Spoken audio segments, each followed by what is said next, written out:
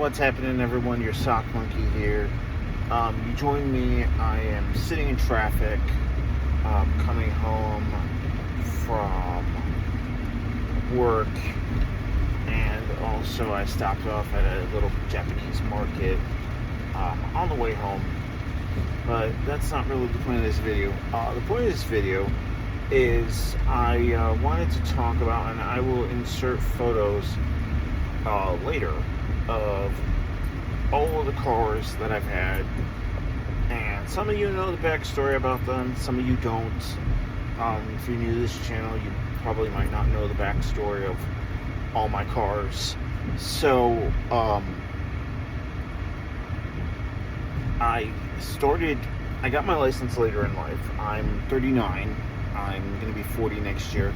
There's a long story behind that, and I don't feel like getting into it for the topic of this video, but I got my license in 2017, and I was driving my wife's Toyota Prius. It was a 2009 Toyota Prius, and then that car got hit by a semi-truck in March of 2017. My wife, insurance covered it, so my wife ended up getting a 2012 Lexus CT200H that we had for a few years. But my first car that I drove outside of those vehicles, the summer of 2017, we were about to move to a new apartment and trying to figure out how to do two commutes with two people in one car. And in the suburbs of Chicago, it just wasn't going to work out great. So my family was nice enough to get together and pull some money and get me a car. And the car they got me was a 1994 Mercury Tracer, akin to the second generation Ford Escort. So it was a 94. That body style ranged from 91 to 96, and that had the same 1.9 liter 4-cylinder engine as the Escort. Had an automatic. I loved that car. That car it was teal green, and like I said, I'll show a picture later in the video. It was teal green. It had those automatic seatbelts that I thought were cool. My wife hated them, but I drove that car for about a year. That car got hit and totaled. I took the money from that and I picked up a 98 Ford Escort SE.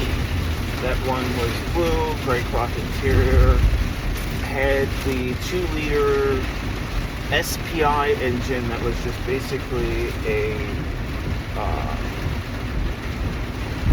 1.9, I think, with a slightly different cylinder head, and it had split port fuel injection. Drove that car for about a year. I put white Sparco racing wheels on it. I had a family friend put red pinstripes on it. That car had its fair share of issues. I had to put brake lines on it. I had to put an alternator on it. Had to do brakes. Had to actually put a hood on it because I accidentally rear-ended someone.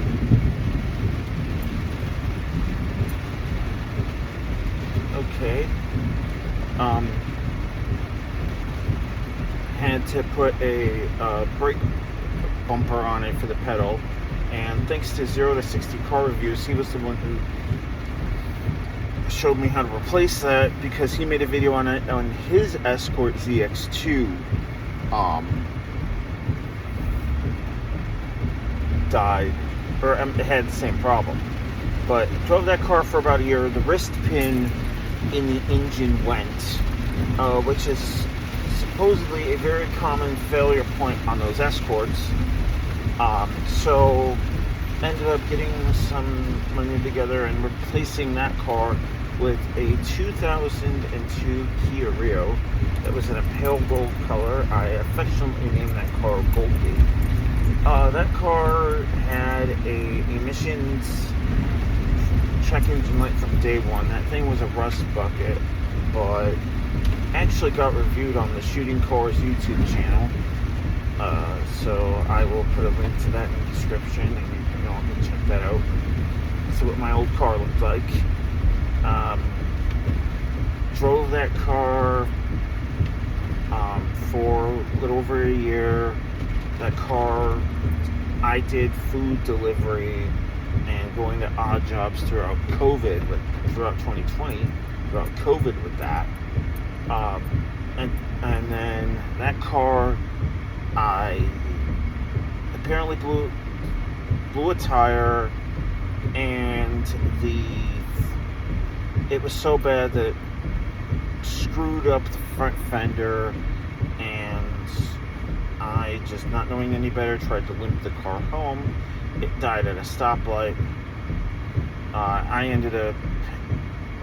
The police actually had to get a tow truck involved, and I did not have the money for the tow, wasn't sure what to do with the thing, really didn't want to deal with that thing anymore, because it had a emissions issue that I just couldn't deal with, and it was, it was an old Kia, so, it wasn't worth anything. So I just gave the title to the tow company and said that it's your problem now. Ended up getting a 1994 Cadillac sedan DeVille that I've got plenty of videos of on my channel. If you haven't seen it, it was white with blue pinstriping, blue carriage top. That car was just amazing, and I love it. I loved it, and I still kind of miss it, even though it was a bit of a money pit. Had the 4.9 liter V8 that was the precursor to the North Star. I've heard so many mixed things about the Cadillac North Star engine that I would probably never buy one myself, but I just needed a car at the time, and I looked at a few different things. I looked at Nissan Sentras. I looked at a Mitsubishi Galant that had some issues. And I was just sitting in a McDonald's parking lot with my dad I'm looking at Facebook Marketplace, and I thought to myself, I'm going to look at like Ford Panther platform cars like Crown Vics and Grand Marquis, and I find this DeVille in Facebook Marketplace, and I went to look at it, and I fell in love with it, and my dad looked it over, and he said it was nice. Drove that car for a couple of years. When my mother-in-law passed away, we were at a spot where I had actually taken the DeVille to get the starter replaced. I had called a tow truck from AAA the day we found out that my mother-in-law passed away. So I ended up going to my house to pick up my wife, take her to her mom's in a rented Mazda 5, and then ended up taking possession of my mother-in-law's car, which was a 2010 Chevy Aveo, because my wife and her mom had a history with those cars. They bought two of them in 2004 because my mother-in-law was driving a 96 Cavalier, and that car was getting to 200,000 miles, and my wife needed a car to go to school, so they bought two Aveos. My mother-in-law, when the first Aveo died, ended up trading it on the second one. My wife traded the Aveo in on her Prius that she had. So I drove that car for 6 months, daily drove the piss out of that thing. I ended up selling the DeVille because I didn't have space where I was living for two cars. The serpentine belt went on the DeVille, just came into a situation where I just Didn't have the time or money to fix it. Ended up selling the DeVille to a guy on Marketplace for like $550. He fixed it up. I'm sure it's still going around somewhere. I had 161,000 miles when I got rid of it, and he said it was driving great. He fixed a few little things that were wrong with it.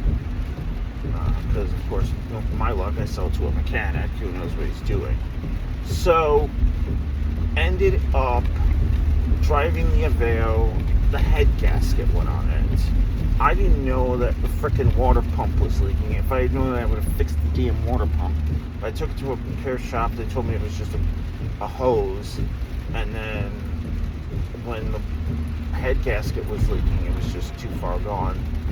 My sister-in-law's husband ended up selling that car for God knows how much money, because it technically wasn't my car. Another thing that it was just, we were trying to get in my mother-in-law's name, and there was just a whole mess of things.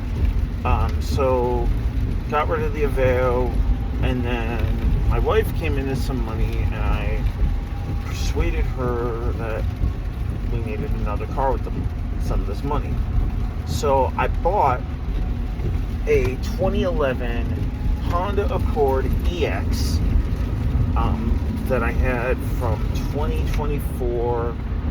I had it in 2024, but I only had it for like 3 months because it got hit and insurance screwed me over. I'm still fighting with them over it. I ended up selling the Honda to Copart, and then I found out that the Honda that only had 122,000 miles had like 200 something thousand miles on it. I was sort of in for a rude awakening for that, but I will tell you, that car, it didn't feel like it had 200,000 miles on it. And that's just probably just a testament to Honda, and why I've kind of turned into a bit of a Honda fanboy, just because, I mean, they're great cars. Pretty much every single Honda I've driven, except for like one, like 2012 CRV that I just felt was pretty underwhelming. I've had some good experiences with, and anyway, what happened was, I ended up just letting go of the Honda, and then I was carless for a while, and then my mother passed away in November of last year, 2024. So, and actually what I'm driving right now is her old car, which is a 2017 Chevy Traverse, which, honestly, I mean, I'm not an SUV person, and this car gets terrible gas mileage, but I like it. I've had to fix a couple of minor things on it. I put 4 new tires on it, and then I ended up having to fix a issue with the check engine light. It was a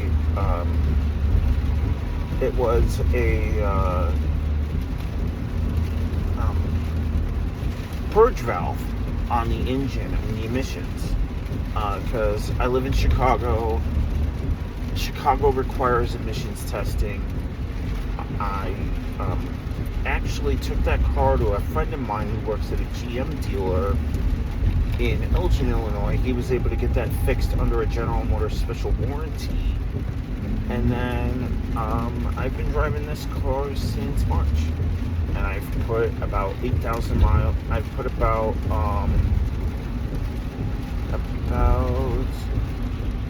I've put almost 10,000 miles on this car since March, and we are in almost mid-July, and I have working air conditioning, I have Sirius XM satellite radio, it's got a touch screen, I have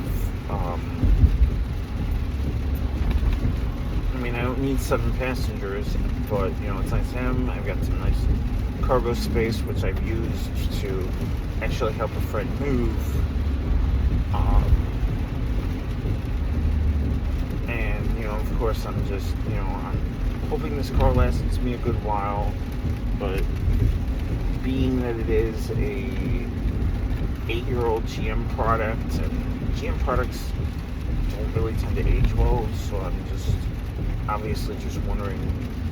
I mean, my thoughts are, if I were to replace it, I'd be looking at another Honda. There is a small part of me that wants a Ford Maverick, just because I think they're fantastic little trucks. Do I need a truck? No. Would I like one? Sure. There's also a part of me that would look for there's also a part of me that really, I had a really good experience renting a Honda Clarity from a peer-to-peer company, so that's something else I would be considering down the line. But you know, that is hopefully going to be a while from now. Like I said, I started a new job, so we will see what the future holds. But hope you enjoyed this video, and sorry for rambling, but that's kind of how I am. So like I said, I'm going to put the photos in